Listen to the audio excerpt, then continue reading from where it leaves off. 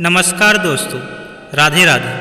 आज हम लेकर आए हैं पंचतंत्र की प्रेरणादायक कहानी। ये कहानी मूर्ख ज्योतिषी की है। इस कहानी को सुनने के बाद आपको जीवन की हर चिंता, हर दुख से मुक्त कर देगा, जिससे कि आपको भविष्य की चिंता छोड़कर वर्तमान पर ध्यान केंद्रित करने से कोई नहीं रोक सकता। आशा करता हूँ आपको कहानी पसंद आएगी। बहुत समय पहले की बात है। एक गांव में एक ज्योतिषी रहा करता था। उसका विश्वास था कि वह तारों को देखकर भविष्य पढ़ सकता है। इसलिए वह सारी रात आसमान को ताकता रहता था। गांव वालों के सामने भी वह अपनी इस विद्या के बारे में डींगे हाँका करता था। एक शाम वह गांव की कच्ची सड़क पर पैदल चलता हुआ अपने घर की ओर जा रहा है। उसकी नज़रें आसमान पर चमकते तारों पर जमी हुई थी। वह तारों को देखकर आने वाले समय में क्या छुपा है यह पढ़ने की कोशिश कर रहा था।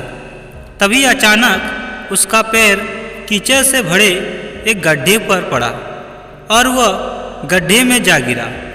वह कीचड़ में लथपथ हो गया और किसी तरह गड्ढे से बाहर निकलने के लिए हाथ पैर मारने लगा, लेकिन एड़ी चोटी का जोर लगाने के बाद भी वह गड्ढे से बाहर नहीं निकल पाया। सारी कोशिश बेकार जाती देख वह सहायता के लिए चिल्लाने लगा। उसकी चिल्लाने की आवाज़ सुन कुछ लोग दौड़े चले आए।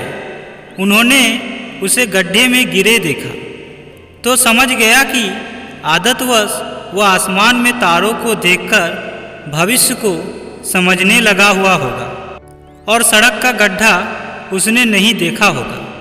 उन्होंने उसे बाहर निकाला और बोले, तुम आसमान में तारों को देखकर भविष्य पढ़ते रहते हो और तुम्हें यही नहीं पता कि तुम्हारे पैरों तले क्या है।